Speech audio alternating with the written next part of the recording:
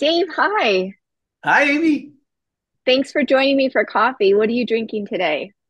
Well, I'm one that tends to be a little hyper on my own, so I don't drink a ton of coffee. So I have a cup of water, and I'm a huge Snoopy fan. So Snoopy reminded me to chillax. That's good. That's good. Well, I'll get hyped up while you relax here. But this is our first coaching coffee break together here at Human Point. And so I thought we could start out by talking a little bit about how you got here. I mean, Absolutely. not to the earth, but to Human Point. Hey, thank you for clarifying. Both are fascinating stories. As it relates to Human Point, I will say that I'm old enough that it is a long journey, so I'll try to go quickly through the beginning. But fun fact that I graduated in 1987 with an electrical engineering degree. My first Wow. job was as a systems engineer at Boeing Aerospace. I worked on missiles. And so Nice. there was a time I thought it was cool to say that I was literally a rocket scientist, but it turned out to not be a great fit for me.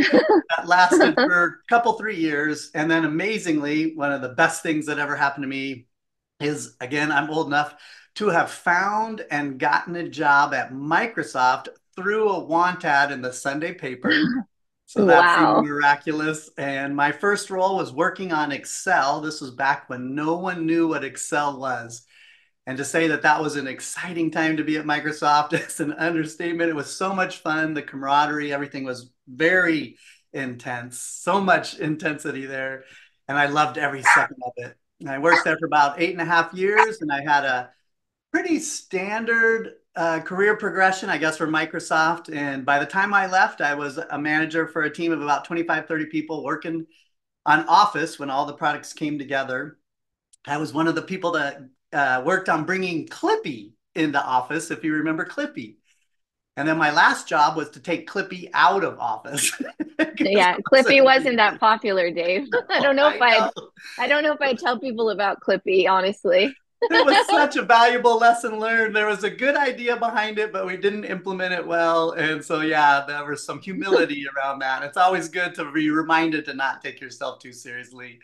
And that Oh, was important at Microsoft. But anyway, I ended up leaving Microsoft because I felt a very strong sense of calling, I would say, to work full time yeah, for a nonprofit that I had volunteered for several years. That nonprofit worked with junior high and high school age kids, and my wife was fully in as well. And we just had an amazing time doing that. It was not nearly as financially rich as working for Microsoft. It did feel like a big risk, but looking back on it, yeah, it was unbelievably relationally rich. And we're so grateful for those years and all that we learned in that time. Getting to do that together with my wife was amazing. But one thing about working yes. with junior high and high school age kids is that they're always cycling through. They say this, they stay the same age, and we did not. We were getting older, and so eventually we just were getting plain old tired. And I remember looking at her, she looked at me, and we both said, I think we're done. And Yeah, we were just tired. It'd been a good stretch. And amazingly, once again, I got another job at Microsoft. I met an old boss who, when he yeah. asked what it meant that I worked for this nonprofit, what kind of stuff did I do, his eyes got real big. And he said, Oh, there's this really weird job that might be perfect for you. And kind of a backhanded compliment, but I'll take it. And he was right. It was my first foray into what I would call learning and development, professional development. I was Mm-hmm. still an engineer. I was on the team, but from within that position, kind of like boots on the ground position, my job was to develop pertinent and applicable training for my colleagues. Wow, And it was awesome. during that stretch that I was introduced to coaching for the first time, and that blew me Yeah, away. We can talk about that later. But it was a really weird job for Microsoft. It was very atypical, not what you would typically do there, but I loved it.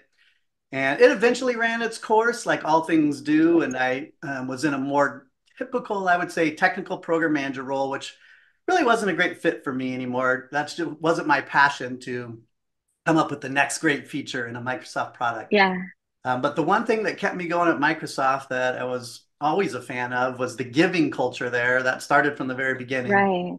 And by that time, they had a very well built out giving program. And so I volunteered for that. in a role Hmm. that is now called the giving champion role. And it meant that I took some of the tools and resources that the philanthropic team created and I adjusted those so that they were pertinent and exciting to my colleagues. Each team is so different there. Yes. So they gave us that freedom, and I loved that role. I did that for 2 or 3 years, I think, and Yep. eventually volunteered in a role called the lone professional role, where you literally got to leave your day job and join Microsoft Philanthropy's employee engagement team for 4 full months to help them Yep. run the campaign to scale it out at that time to all the employees in the US. And as you remember, that's when I first met you. I learned so many things in that role, including how to be a persuasive presenter, thanks to you, and just how to work with so many different kinds of people. And probably my favorite part was helping people to experience purpose and passion in their day job, which Yes. is what that did for so many people.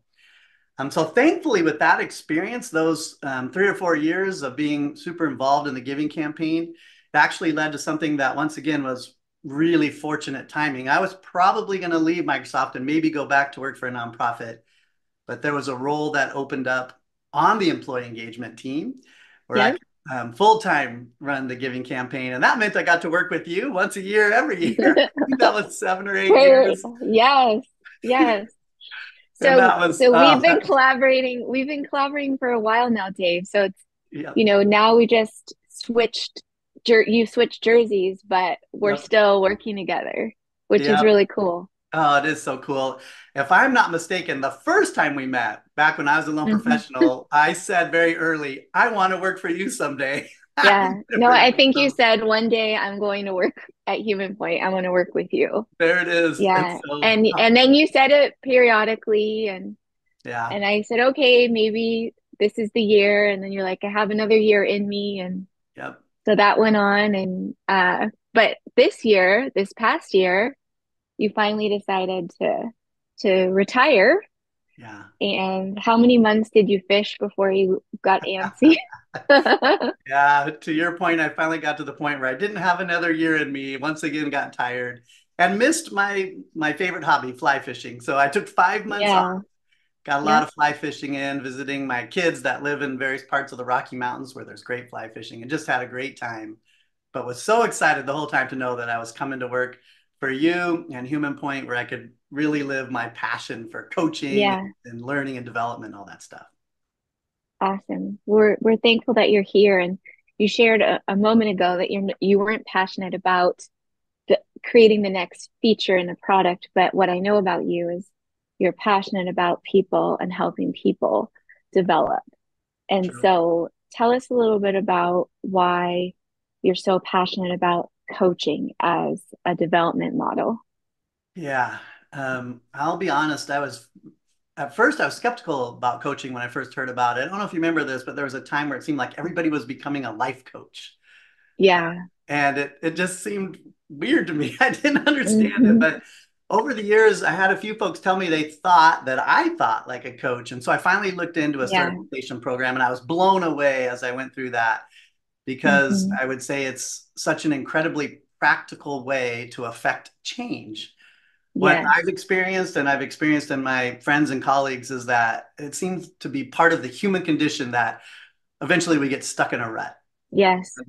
That can be really frustrating. A lot of times you don't realize that's what you are, and you need someone on the No. outside to help you see that for what it is. But what I Yep. love about coaching is the way that it focuses on taking actions. I would say reasonably scoped actions, Yes. not for the purpose of being right or wrong, that can Hmm. really paralyze us.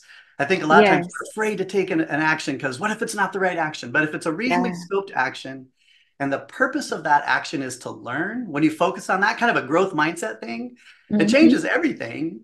And the beauty of that is that when you learn something new, it often then affects your beliefs. And that's when you realize, oh, I've been operating in an old belief that doesn't serve me well anymore.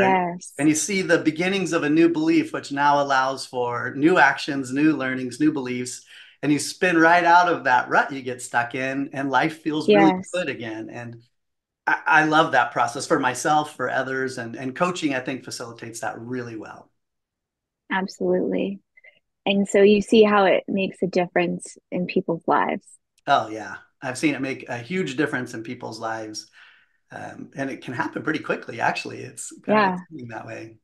it absolutely it's interesting that you talked about being stuck and we all get stuck. And that's something that really bothers me about seeing someone with so much potential Yeah. getting stuck. And that's why I became a coach too. It's so interesting Yeah. that it's the same exact thing that drives us to really help people and just be that support and someone they can confide in and talk through challenges with and get clarity on Yeah. their next step.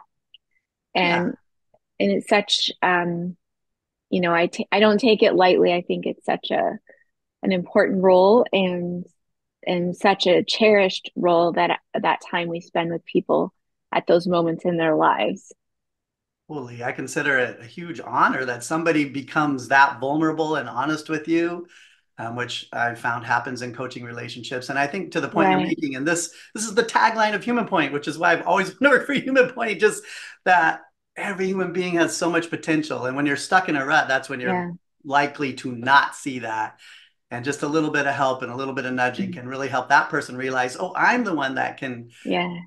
make the changes that need to happen in my life. I have the information I need. I have the skills I need. And it's so fun to see that happen.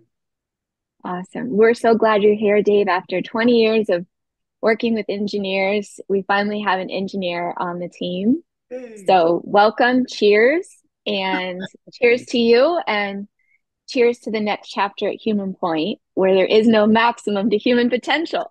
Hey, I appreciate it. So glad. So glad to be Awesome. here. Thank you, Amy. And thank you for joining us for coffee today. You're welcome. My pleasure. Bye bye. Bye.